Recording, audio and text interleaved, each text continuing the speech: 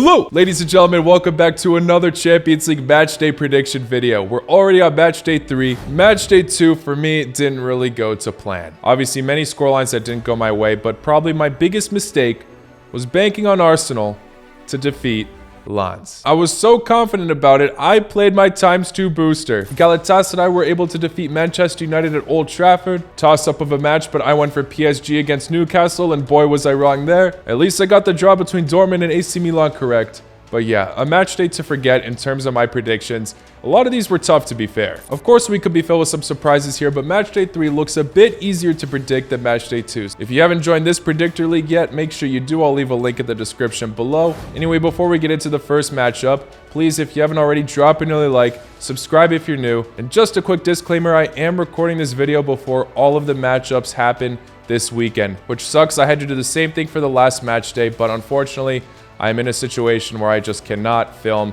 straight after all of the weekend matchups and then upload, edit, and all that. And this time it's a bit even more of a blow because international break just finished. So at the time I'm recording this, it's been a while since we've seen clubs face one another. But regardless, we still had some time to see how they've done in the past, but obviously form can change. Let's just get into it, starting off with Inter Milan versus Salzburg. Inter Milan's form is not the most consistent. They randomly look absolutely incredible and then randomly slip when they just shouldn't. Again, I have no idea what's happening in their match against Torino this weekend, but their last match they drew 2-2 to Bologna at their own home ground. In terms of the Champions League, though, they got a narrow win against Benfica. Another team that has beaten Benfica, though, is Salzburg. On the first match day of the Champions League, they got a 2-0 away win against them. One thing that sucks for Salzburg is one of their better midfielders, Kjærgaard from Denmark, is injured. But regardless, their forwards Konate and Rocco Šibić have really been pulling the strings. In terms of Inter Milan, Lautaro Martinez has come up with a lot of partnerships throughout the years, and he seems to be doing incredibly with every single one. What he had with Lukaku was unforgettable, Dzeko, but now him and Thuram have been elite. Martinez has already scored 11 goals this season alone, and Thuram has gotten 7 assists. Both of these clubs in their own domestic leagues have 1 loss and are sitting at 2nd place. However, I think it's safe to bank on the favorites on paper for this fixture. Inter Milan, the home side, only have scored 2 goals so far in the Champions League. I think they can make it more than double. I'm going to go for them winning this 3-1. Moving on to Galatasaray versus Bayern Munich.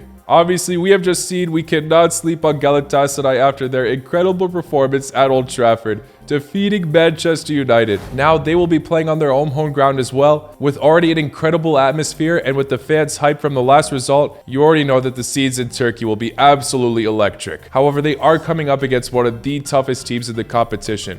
But to be fair, they have been slightly underwhelming. They have won their last 2 matches, sure, but both have been narrow victories. They conceded 3 to a Manchester United that looked to be in pretty bad form at the time, and then only beat Copenhagen 2-1. There's a clear favorite here, but I am very afraid to bank against Galatasaray. They're undefeated in the Champions League as well. They don't have as many points as Bayern Munich, as they did draw to Copenhagen, but still, no losses yet. This would be a massive 3 points for Galatasaray. Even just 1 point would be incredible. Them and Fenerbahce have really picked up some incredible signings this year. The squad's very much evolved, but I'm going to go for another very narrow Bayern Munich win. Let's go for 2-1. Now for Benfica versus Real Sociedad. If this were a year ago, I would say Benfica are the easy favorites. However, things have changed. From topping their difficult Champions League group in 2022 to now already losing their first 2 games. Inter Milan, okay, but Salzburg was definitely a heavy blow.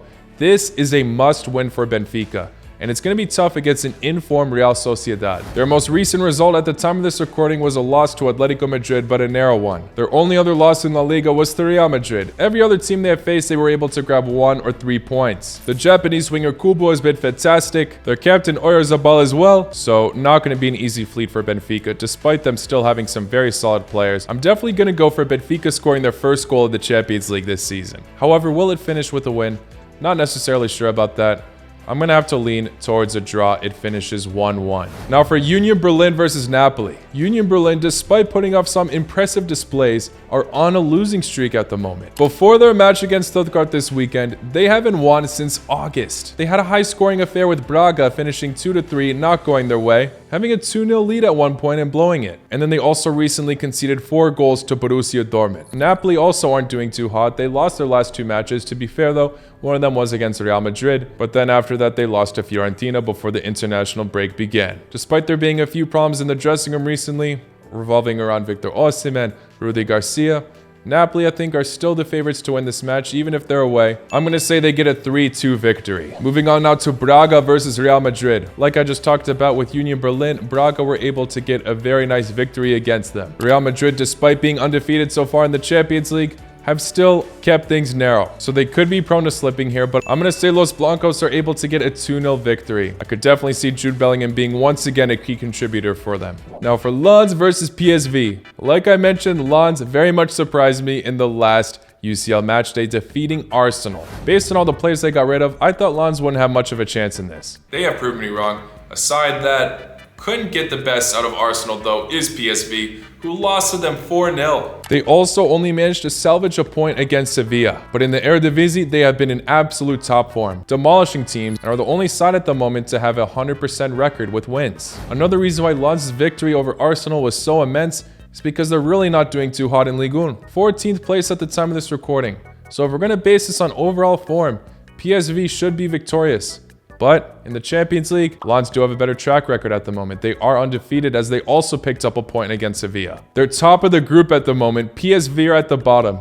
Can this be the match that shifts things around? I could easily be wrong, obviously. Lens in the Champions League are in great form, but I'm going to say PSV are just able to narrowly edge them 1-0. Moving on now to the other matchup in this group, Sevilla versus Arsenal. Arsenal, a very interesting side right now. Like I mentioned, they blew it to Lens, but right after that, they defeated Manchester City for the first time in a very long time. Sevilla, despite not having a good start to La Liga, they are currently in 14th place, have recently been putting more notable fights. It's just been a tough start for them. Regardless, it's a toss-up. Arsenal are the favorites, but Sevilla are always different gravy in European football. I'm tempted to put a draw here. I really am.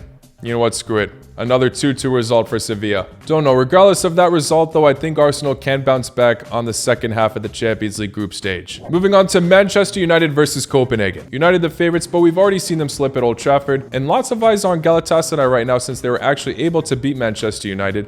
However, Copenhagen have really been putting some admirable fights. They nearly did grab a win against Galatasaray, but Galatasaray made the comeback at the end, and then they narrowly lost to Bayern Munich. This side's playing with a lot of heart and pride. They're not going down easy whatsoever, and Manchester United have not been in good form, so we really could see another upset here. Really curious to see how United do after the international break in the Premier League. I'm going to say that they do somewhat return their form here. It's not going to be a convincing match, but they will also narrowly beat Copenhagen, just like Bayern. I'm going for 2-1. Now moving on to Barcelona versus Shakhtar. Barcelona heavy favorites here, especially if they're playing at home. Shakhtar picking up a win against Antwerp recently, but it was a really close match. I'm going to go for a comfortable Barcelona 3-0 victory. Moving on to Feyenoord versus Lazio. I think one of the more exciting matchups in this. Lazio have been really clutching up some matches. We've seen their goalkeeper score in stoppage time against Atletico Madrid, and then Pedro scored a stoppage time goal against Celtic. So far, they've just been clutching it up in the Champions League as they're undefeated with Atletico Madrid, shared points with them. Feyenoord's only loss was to Atletico Madrid, but it was a really close fight, finishing 3-2, and apart from that, they've been looking to be in very good form. They crushed their rivals Ajax 4-0 away, literally causing the fans to rage quit, and despite them currently being 4th in the Eredivisie, they still remain undefeated. This is an extremely tough one to call. At the beginning, I was favoring Feyenoord to top the group.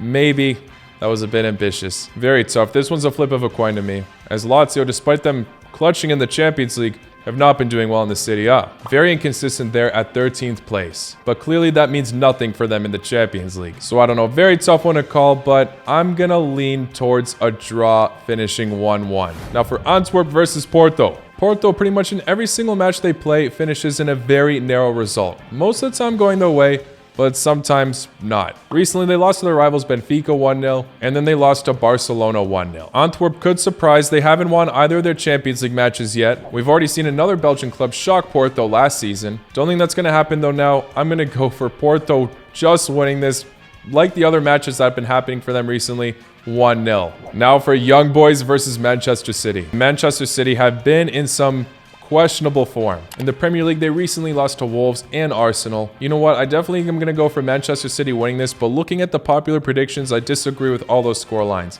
I think that Young Boys can score in this match, but Manchester City still take the win. I'm going to go for 3-1. Moving on to Leipzig versus Crvena Zvezda. The fact that Crvena Zvezda couldn't get 3 points against Young Boys at their own home ground does leave me a bit worried for them. Maybe if this matchup were being played in Belgrade, I'd go for a shocker here, but I think Leipzig can get a solid win against them, 2-0. Now for Newcastle versus Borussia Dortmund. Newcastle with the massive win against PSG at St. James's Park. That has them undefeated at the top of the group of death. Many people ruling out this side in this difficult group since they lack recent Champions League experience, but they've been phenomenal. Scoring 4 goals against PSG shows that they aren't messing about. Regardless, I'm going to say Dortmund score quite a few goals here, but Newcastle score even more.